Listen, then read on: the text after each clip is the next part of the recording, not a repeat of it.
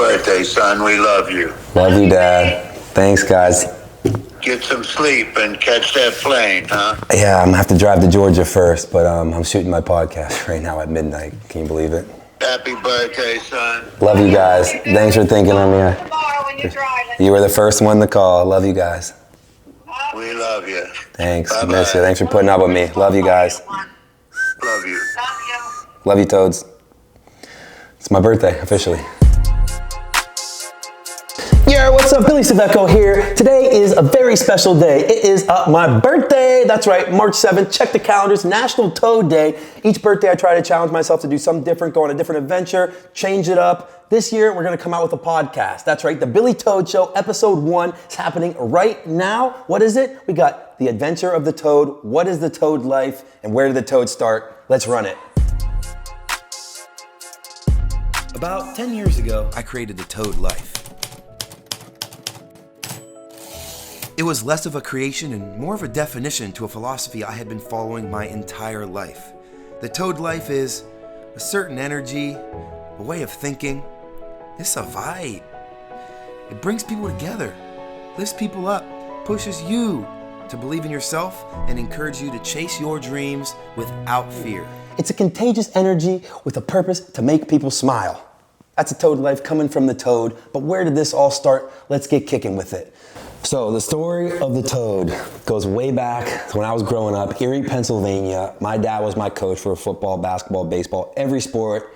We did it, and he was the coach. We loved it. It's a big part of our life. I love sports to this day. That's why I'm so passionate of them, so thanks to my dad for that. My dad has a lot of unusual sayings or funny things that he says that they're awesome, but they're just something that you never heard from someone else. And one of them was him and his buddies used to call each other Toad. And sometimes it was good, sometimes it was bad. He'd be like, hey, good game, Toad. And he'd give me a little fist bump. But other times he'd be like, come on, strike this guy out. He's a toad. Kind of like, like, come on, this guy's a bum. But it turned into a word of endearment because he started calling me Toad. And I'd say, thanks, Toad. Good game, Toad. Thanks, Toad. So I started calling my other friends that. And at first, they were making fun of me. They're like, what did you call me? And one football practice, I was a quarterback in freshman year. And I remember I was like, coach was like, get a hold of the huddle. They're acting like a bunch of jerks. You need to take charge. And normally you'd go in there and swear or something. I didn't, if you believe it or not, I didn't swear till I was a junior or senior in high school. So I went in there and I said, all right, listen here, you toads.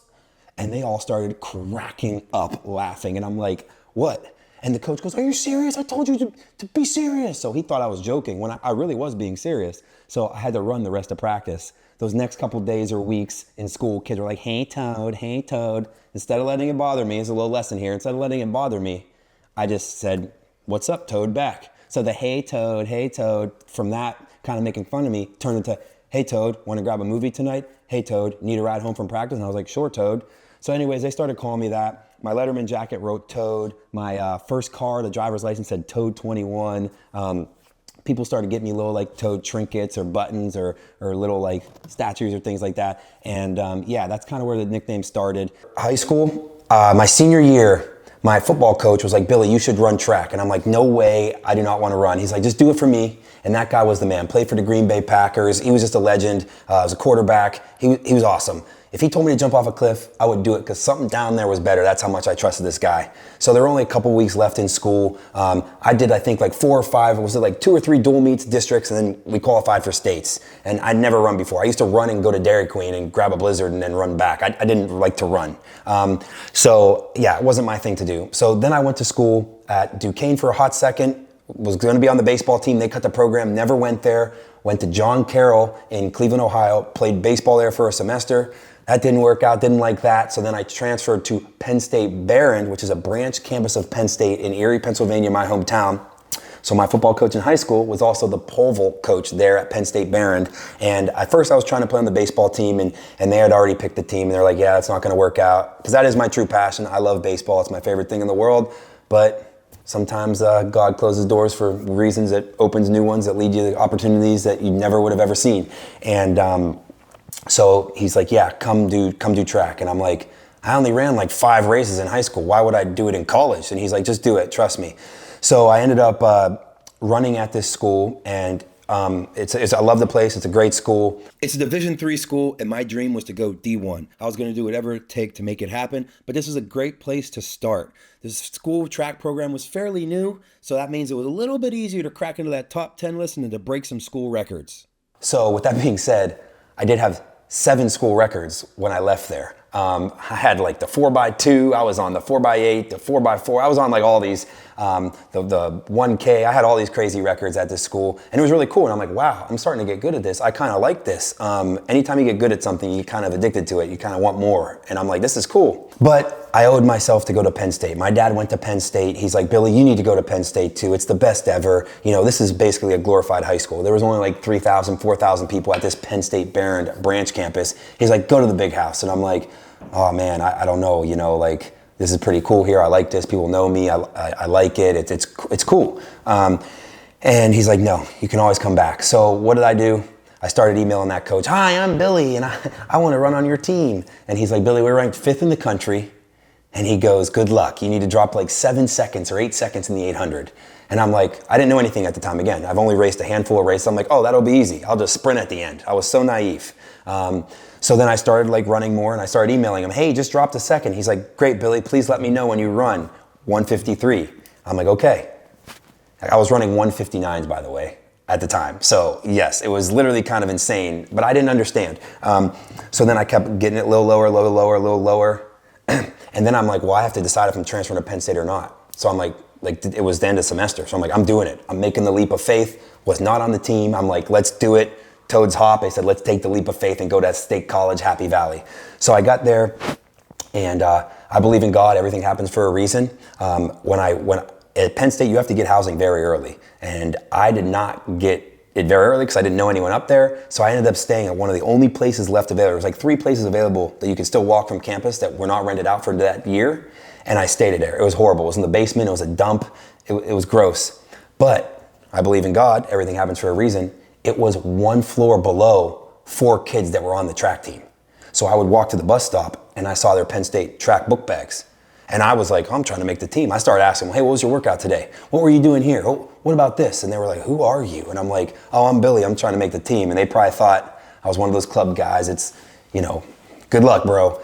But there were a couple of them, Nick Scarpello, Matt Fisher, Wade Andrus. These guys were like awesome. They started to talk to me more. And then they're like, one guy that's a grad student on our team is trying to be a coach. His name's Sam Masters. He should be your coach. And I'm like, oh, okay. And I was like, okay. So I started like they started letting me do runs with them on the weekend when they didn't have practice. And I started doing these runs with them. And I remember one time, Zavon Watkins and Brennan Kidder, we ripped a long, hard run. And they were like, bro, you kept with us. And I'm like, yeah, that's the point. And you're like, we were trying to drop you. And that's when they were like, all right, you're our boy now. And it was pretty cool. But anyways, so I was trying to make this team. They wouldn't let me use the facility, so I was hopping the fence at night to run on the track at dark. It was like truly like a Rudy Rudiger story kind of here. And he said, yeah, you need to be good at the 800. So I was fibbing about my times to get into races, saying I was like, yeah, I run 150 just to try to get in these better heats. And then finally I went to Indiana IUPUI with Wade Andrus drove me there, drove straight there, entered this race. I finished dead last in the race. As soon as I crossed the line, I was like, yes, Wade's like, yes. Even though I was dead last. The guy looking at me is like, what are you cheering about? I did it. I ran 153.6 or something, and that's what I needed to do to be on the team. It was amazing. And I was like, okay, I made it. I emailed the coach, Coach, I did it. He's like, Billy, you finished dead last in this race. It didn't show me you knew how to win. And I was like, what? I literally, what? He's like, you gotta do it again. And I'm like, that's crazy. So then Sam Masters, we rabbited me. I did this twice where we would just do it was a time trial. We had an FAT laser time, but my friend Charlie Powell at Spire Institute set it up, and I did it. Sam Masters ran the first lap. I ran the whole second lap by myself. Boom, another 153. Boom, another 153. So I'm like, okay, here we go, Coach Gondak. He was very responsive the whole time. I am very thankful for him. But I said, Coach Gondak, here we go. Here's 3 results. FAT time, I ran a 153 or faster. I need to be on the team. And he's like, Billy, we just don't have space for you. He goes, I honestly didn't think you would drop that much time. I didn't think you would do it. We have 5 guys right now that are under 150. Like, it's just, we don't need you in the 800. And I'm like, can you tell me to my face? Like, that you literally told me that. So he sat down and we had a meeting, and I printed out the 7 emails that said, hey, you're on the team if you run faster than this, and here's the 3 FAT times. And I said, hey, and I'm a 19 at the time. I'm like, explain this to me. And he's like, I'm sorry, you need to be good at the 8K. I said, 8 what? 8K. He literally took the 800 and added a 0 and made it 8K. And what is that, a 5.2 mile race or like a 4.98 or something like that? So basically a 5 mile race coming from an 800. That's like telling Usain Bolt to go run the mile, right? I'm like, bro, what? I never even ran 5 miles in my life. Like, it was just crazy to me. So what did I do? I looked him in the eye and I said, man, I'll be back. I gave him a little jab and the arm walked out. And I'm like, I got this. I did not think I was going to get it. But you know what? I had to, if I ran the 153, I could do this. So I saw they had a home race, like a home cross country race. Coach Sam Masters, he helped me run the club race to see how it was going. Ryan Hogan was the club president. He was one of my roommates. And he was like, yeah, let's see how you can do. I went and took second in it. So I had a little bit of ground like to what was going on. But that was a bunch of club kids, no offense. I'm like, now it's time to go varsity athletes. These kids are really good. So it was Penn State's home meet. My dad had cancer at the time. This is where it all ties together, guys. The whole Toad starts here. My dad had cancer at the time. I was like, I'm gonna need an out-of-body experience to pull this off because this is crazy. I'm a mid-distance guy trying to run across country. And I overnighted a singlet with the Toad on it. And I remember it was $74 because that's a lot when you're a college kid. And I'm like, you know what? I'm gonna need a miracle here. My dad, we're doing this. So I printed this out. I went to that race. And out of 200 people, Toad finished 4th overall. And I beat every single person on the Penn State team. What? Insane, right? Now, let's be honest, they did not run their top couple guys because they were preparing for a race before. One of them was hurt, yada, yada, yada. But I beat everyone on Penn State's team. And there were other big schools, I believe, like Georgetown, Cornell, Villanova. There were other big schools there. And I got to race and I did it and it was wearing the Toad. So after the race, they're all like, what's going on? What's going on with this? I'm like, oh, my dad calls me the Toad. And they're like, all right, Toad, way to rip, man, way to rip. And I'm like, wow, is this me being on the team maybe? I don't know. But it was super powerful. And it also taught me no way, you can do anything you put your mind to. It was a big lesson I've learned. And running kind of takes me that everywhere where it's like, hey man, if you truly put your mind to it, and truly believe it. I mean, I was going crazy. I was writing the time I needed on the mirror, so I saw it every single day when I woke up. I believed it. And the last thing I remember about that race was there's a big loop with the last 600, and you can see the people when you finish. And Sam Masters only finished 2nd or 3rd. This guy was a 4-time All-American school record holder, and when he turned that tree, he goes, holy shit, Billy!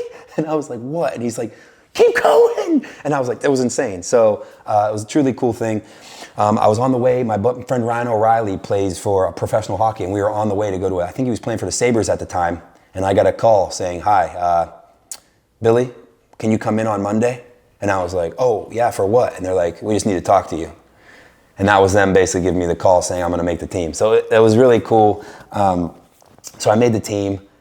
And I wish it was all roses from there and stars and rainbows and cool things, but I got hurt a bunch. I think I had 4 or 5 stress fractures while I was there. Yikes. I went and ran Big Tens and my tibia shattered. So now I have a 14-inch metal rod and 2 screws in my left leg. So that wasn't the greatest, but I did prove to myself something I didn't think was possible. And I lowered, like I said, 6 or 7, 8 seconds in the 800. I became an 8K runner somehow and made the Penn State team. A dream of mine was always to be a Penn State or D1 athlete. But that didn't stop there. After that, I got a bunch of injuries, went to Syracuse University for my grad school, for my last year of eligibility, and also for grad school. They have a really cool program. It's called Newhouse School of Public Communication, and it's one of the best in the whole entire country. Oprah Winfrey donated money to my program and spoke to us. Bob Costas went there, Marv Albert went there, Mike Tirico went there. You name them, they went there. I'm like, oh my gosh, let me try to go. Switch up coaching, see if something worked for me so I didn't get hurt as much. And it wasn't the coaching. I think it was just me going from high school to not running to in 1 or 2 years trying to run 70, 80 miles a week at as hard as these guys were running. I weigh 190. That's way bigger than a lot of the distance runners that weigh 130 or 140, 145. So anyways, went to Syracuse for that. Adam Smith was awesome. He's like, yeah, man, I believe in you. Let's do it. Let's run it. He said, you can be on the team if you get in the program. So I got in the Newhouse program. Super stoked about it. Television, radio, film, sports emphasis. And I was like, let's do it. Well, that year just happened to be the rise of Syracuse. I'll take full credit. Just kidding. But this guy named Justin Knight was there. They had Marty in Hair, Colin Benny, Philo Geronimo. They had some studs. And this was MJ Herb. This was the year that the rise. Justin Knight finished like 122nd his freshman year, but then he went on to like 50th, 20th, then he like won third, and then he won NCAAs. And but he was my teammate, so I ran at Syracuse, and great experience there. You know, I never did anything crazy with records or broke anything, but I got to run races and I got better every time. And it was really cool. I met a lot of cool people there. Very thankful for that. Because their program was so good in communications, it was, hey, what's next? Well, my first internship was at Fox Sports San Diego, and you needed a capstone internship, and that turned into a job. So I ended up going to work at Fox Sports San Diego with baseball, my favorite thing in the world. I was like, let's go, we're doing it back. Petco Park, one of the most beautiful parks in the stadium, and I got to be in all the action. I was cutting highlight videos, I was filming post-race or post-game interviews, I was running this thing called the barrow, so when they put like the tail on a ball or show how fast someone's running on the TV, I was the guy operating that. It was really cool. And then after the internship, they hired me for the rest of the season to work there. And it was awesome. And the toad was still there. I had a toad dangly earring, and the manager was like, I was interviewing one time, he's like, why you got a toad in your ear? And I'm like, what? I wasn't supposed to talk to him like that. I was supposed to be the one asking questions, not him asking me questions. And I was like, oh, my dad called me that growing up. He's like, that's a weird nickname. Where you from? I said, oh, I'm from like Erie, PA, up in Pennsylvania. And he goes, no way. He goes, I'm from somewhere close. And I go, where are you from? He goes, I'm from Syracuse, New York. I go, no way. I went to school at Syracuse. He goes, no way. What's your name again? I said, just call me Toad. Rest of the season, he's like, hey, Toad. Hey, Toad. Then one of the guys, Craig Kimbrell, was obsessed with toads and frogs, and he actually had toad gnomes in his locker. So so it was crazy how this thing spread in San Diego. Flashback, when I was at Penn State, people started knowing me as the toad around campus. When I got hurt a bunch, I would, go out to parties, be social, have fun, try not to be depressed about being in a boot. So I would go out a bunch, and a lot of people were like, didn't know my real name. They just knew me as the toad. Hey, that's the toad. Hey, that's the toad. Hey, that's Toad. So I would wake up some weekends, and people would like steal toad gnomes, or I have a big toad table at my house with him holding the lily pad. So I had a lot of weird things, and I couldn't give them back because I didn't know where they came from or who got them for me and what to do with them, so I just kept them. So I started getting a bunch of these toad gnomes. So again, the toad grew at Penn State, grew at Syracuse, and now I was working in San Diego. So I was still trying to race, and I was wearing that toad singlet because why not? I have nothing else to run in. Let's do it. So then from Fox Sports San Diego, I went to Root Sports Pittsburgh, worked there for a hot second, loved Pittsburgh, back in my parents' hometown. And then it was like, wait a minute, these were just hourly gigs. I got my first ever full-time job with benefits at a company called Flow Sports. If you don't know what that is, they do all the non-mainstream sports. It was a startup company in Austin, Texas. They did Flow Swim, Flow Wrestling, Flow Volleyball, and Flow Track. And I was the one that was gonna help with Flow Track / Mile Split, which was the high school conglomerate there.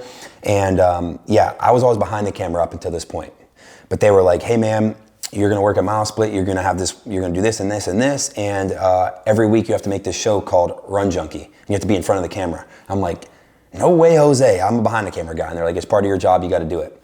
So I would stand in front of this green screen and just be like, hi, here's Cole Strike, who ran 151, that's US number 3 in the 800. And I'd show a little picture of him, a grainy picture, and I'm like, this is boring. This kid is not like this. I was just with Cole and I watched him run this record. Like, why did I not interview him or do a fun skit?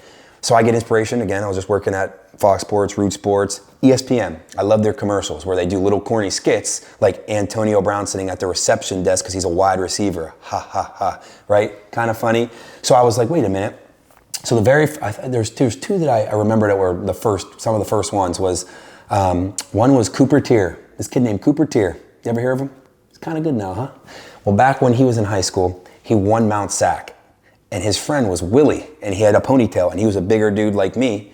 So I had him put on my Mile Split shirt, and he was interviewing Cooper, and he was Willie from Mile Split, and I was Billy from Mile Split. And we had like a little feud, and that was the intro to the show. And it was kind of corny, but it was funny because Cooper Tier was in it, and he shared it to all his followers, and then all of them saw it, and they're like, well, that wasn't just a normal interview, that was fun. Then I did one with Jordan Geist, and he loves Taylor Swift. This is a jacked guy. He is huge, one of the best shot putters ever, but in high school, I think he was number 2 or 3 all time. Threw a shot put out of the stadium, and he loves Taylor Swift. That's kind of funny because he's this big, strong guy. You would think he wants to listen to some AC/DC or some rap or something. No, he loves Taylor Swift. So I said, he threw 72 feet. And I said, Jordan, I'm going to say, hey, what was your secret to throwing today? And then he put on his Taylor Swift shirt and said, I have to warm up properly. I don't know about you, but I'm throwing 72. Again, super corny, but it was funny. He had a lot of followers. He reshared it. So these videos started getting a lot of reposts, retweets, reshares, and that show went from getting 3,000 to 5,000 views a week to over 250,000 views over 8 months. But we were getting Mondo Duplantis, Cooper Tier, Sydney McLaughlin, Tara Davis, Hunter Woodall, DJ Prince Pay, you name them, they were on it. Fast forward 5 years, those are literally the people that are winning Olympic medals and breaking world records. Super crazy, but we got to do it from the beginning, so we're homies for life. Those are all my Toads for life, love you guys. So they started knowing me as the Toad. I'd go to these meets, we'd do fun skits, they'd be in the Run Junkie videos, and everyone would reshare them, and then kids were calling me, hey, can I be in the video? Can I be in the video? And I'm like, I'll try. So I tried to incorporate everyone in the video somehow. They became a cool thing. Then I was also racing at the time. I was running, I was living with a bunch of the Texas boys. Yeah, I was living with guys on the team that were like fifth years and stuff for Texas because I moved there and didn't want to live by myself, so I wanted to live with some runners, so they let me live with them. And this one guy kept coming and he's like, hey man, can you train with me when the kids are away for a meet or something? Some of the college kids, and I'm like, yeah. He was one of my heroes growing up. His name's Leo Manzano, and he was asking me to be his training partner, and I'm like, brother, you run 3:50 in the mile. You have made 9, was it 10 or 9 at the time, US teams back to back to back. I can't work out with you. And he's like, just show up. Every day, show up, do as much of the workout as you can. So I started working out with Leo Manzano, and then he started getting me to some races. Some of them I was just rabbiting, some of them I was racing, some of them I'd rabbit earlier in the day, race later. But it was really cool for me because I got to get into races with Donovan Brazier, Shamar Livingston, Michael Cerrone, Leo Manzano. I got to toe the line with these guys, and I was wearing this Toad singlet. So I would run a race and then interview someone. And I remember I was interviewing Donovan Brazier, and he's like, bro, didn't you just rabbit me? Like, why are you interviewing me? And I'm like, well, this is how I get paid, and this is how you get paid. And so it got me some respect. Because then I went to another high school meet, and they're like, yo, I just saw you racing Donovan Brazier. And I'm like, yeah, that was me. And they're like, bet. A lot of track reporters were kind of these old guys that are just like, hey guys, how you doing? I was trying to bring fun to it. I was changing the game, was wearing the Toad singlet. People were like, how do I get the Toad? And I'm like, I don't know, I'm the Toad. Why would you want one? I'm like, why? That's weird. And they're like, because you just interviewed me, or because you just race this guy, or because you do fun stuff, or you're energetic. And I'm like, okay. But I remember I asked my boss if we should make mile split Toad of the Meet shirts, and I should give one to a girl and one to a guy when I go to the meet. Because again, I take my inspiration from things that work.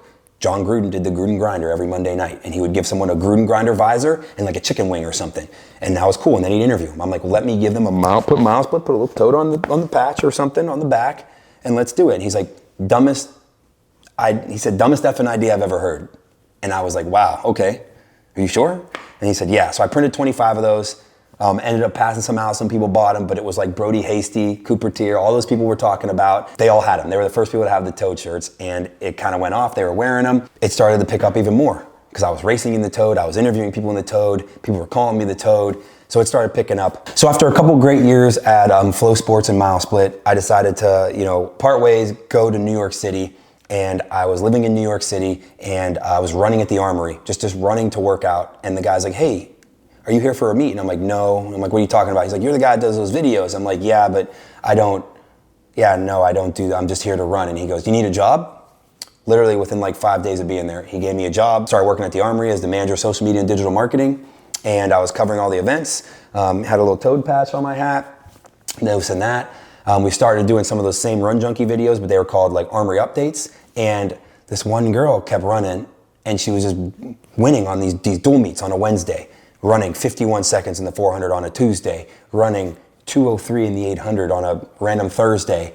And she was just running for her club. She didn't run for a high school team. But I'm like, okay, what do we, you want to wear a Toad shirt? And she's like, I would love that. So she started wearing this Toad singlet. Fast forward, I think she went to break like 5 national records that year in the Toad singlet. What's her name? Athing Mo. So Athing Mo was repping it her whole entire senior year. And I remember they asked her one time on TV, they go, why do you wear this? And she said, like, my friend Billy from the Armory, you know, he's just a good vibe guy. And she goes, I'm just a kid out here trying to race, but when I wear the Toad singlet, I just forget about everything and try to have fun. And I'm like, bam, she just wrote the mantra of the Toad Life. So then other people started writing about it on Let's Run, people started tweeting about it. I think Mo was on the front of like Track and Field Today, on the front of Mile Split, on the front of all these websites with the Toad singlet on. And I'm like, this is crazy, that's awesome. So then I started this YouTube series called Running with the Toad. Check it out on YouTube if you haven't.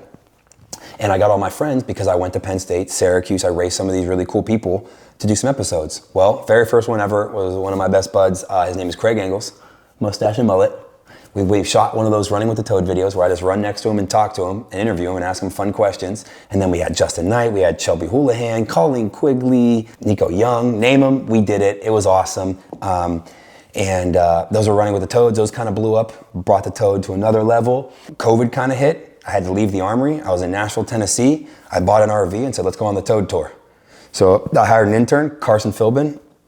Awesome guy, love him forever. And we hit the road in the Toadmobile. And what did we do? We were going to go to all the cool spots, like the World Championships. We were going to go to Flagstaff, Boulder, you name it. We were going to try to hit them up and hit up stuff and make some content. Shot some more Running with the Toads. And we made one major stop at Big Bear, California that changed the game for me to another level. We stopped at Lex and Leo and the Newberry Park training camp. And we stayed up there for what, like 10 days, I think? But we just filmed a bunch of content, and this is when Newberry Park was fire. They had Colin Solomon, Aaron Solomon, Sam McDonald, Lex, Leo, they had everyone. They were awesome. They were kicking butt, and we got to train with them, hang out with them, be friends with them. Sean Brosnan was awesome. They were so welcoming. He talked a lot. There's a couple cool YouTube videos you could check out of him. He told a lot of cool stories and things there, and we just had fun. Well, those kids all started wearing Toad singlets. And if you remember, these kids were also breaking several national records. A lot of them wearing the Toad singlets, whether it was for their workout, for their warm-up, for their race, they were wearing it. Before that, they knew of the Toad, though, because they came to the Music City Carnival, Distance Carnival, and they all ran in the Toad kits and did really well on ESPN. So again, Toads are starting to get thrown up here everywhere. Lex and Leo took it to another level again, and that's when, yeah, the Toad was really taking off. Kids started asking for it. We started... Every year, kids were breaking national records in the Toad. We're talking like Leo Young qualified for U20s in cross country. Cole Mathieson wore the Toad singlet that same race for the U20 championships for cross country. He qualified. Connor Burns broke the national record in the 5K. Was it 13:37 or something? Is a high school kid wearing the Toad singlet. He wore it his whole senior career. Senior year. It really took off. It was really cool to see something that my dad called me growing up literally turned into something that is now kids are wearing for fun. And there was no, hey, I'm paying you to wear this. There was no NIL deal. It was just strictly for the vibes and the Toad life. And that was the super most important to me. I didn't want to lose any of that energy. I just wanted it to be super chill, super good vibes, and to radiate that. Because the Toad life is about when you're feeling bad or when you need someone to pick you up, all the light that you gave out to other people comes back when you need it the most, and that's the Toad life. Yeah, it was really cool to see all that happening. Yeah, I just recently started to do some meets. So we had the Toad 2 mile, we had the Toad mile at Vanderbilt, where all the kids were decked out in Toad, and we're gonna do a Toad Fest this summer, June, was it 7th or 14th? And yeah, so we're starting to do some events now, and yeah, basically that's kind of the story of the Toad life. It was a little long-winded, but that shows where I started, when my dad started calling me that when I was a little kid growing up in high school, to like how I tried to make the team at Penn State, was ranked like 5th in the country at the time, wore a Toad singlet, and my dad called me Toad because he had cancer. I'm like, I'm gonna do this for you, Pops. Did it, and then I just started racing in it after and making videos, and people started catching on to the energy. One of my favorite quotes is, catch on fire with enthusiasm, and people will come from miles to watch you burn. And that's what I live by. If you are just truly passionate and truly enthusiastic about what's going on, they're either gonna be like, oh, what is he doing? That's awesome. Or they're gonna be like, the heck is he doing? I can't stop looking. What is he doing? Like, so whether they hate or love it, they're gonna know that it's happening. So catch on fire with enthusiasm, and people will come from miles to watch you burn. One of my favorite quotes. That was kind of what led me to continue. And now I basically live in Nashville, Tennessee, and freelance. We do some of these events, but I also just work with Nike for a little bit, and now I work with Hoka mostly as a freelancer, and we just travel the country making content. Now they're printing Toad shirts like, hey, fly with me in in Memphis and there's the Toad on there, or come find the Toad. There's a scavenger hunt, and they also are helping me print singlets. Every kid at Foot Locker got a Toad singlet. It was super cool. Again, just to see something that my dad used to call me turn into a job. I wrote my own job. It's insane. Super blessed, super honored. And yeah, I guess I couldn't have done it without you, Dad. Love you, buddy, forever. Toad life, baby. No life like the Toad life. That's the wrap up in 28 minutes, so about 30 minutes. This story could be literally 4 hours because there's so many things in between there of like training partners I could talk about, or workouts I remember, or the amount of times people told me no is insane, and I never took no for an answer. You know, he's like, sorry, you can't, no, you can't, no, you can't, no, no, no. And I said, watch me. And again, I think running has taught me a lot about everything in life, where like I take the concept I learned in running, like if you just work hard and truly believe in yourself, and like I'm talking, don't just, think you work hard or think you believe, like literally buy in and literally do everything in your power. You can literally, the world is yours. I know that's cliche, but you can do whatever you want if you really put your mind to it. I got to see it firsthand, and it was truly incredible. And the friends I made along the way, and the person I would have not been if I tried to play baseball at another school instead of running, is totally crazy. So again, everything happens for a reason. Super thankful for that. And yeah, I'm right now I'm doing a new venture, podcast. Is this going to be good? Is this too long? I don't know, but you're listening, hopefully. And if you guys want to hear anything else or have any questions, definitely write them down here, and I'd be glad to tell you more. I'm going to try to have, the goal of this podcast is to try to have one person on each week, and mostly runners and track people. But I'm trying to get one unique character on every month, whether it's a Brooke Wells CrossFit, or a Ryan O'Reilly hockey player, or maybe DeAndre Hopkins football player, or Malik Willis football player, whoever. Or I've tried to get some artists on here too, some singers, that'd be really cool. Or people just have unique stories, because I have a million of those, and I have not even touched the surface of that. So yeah. That's it for episode 1 of the Billy Toad Show. We'll see you next time.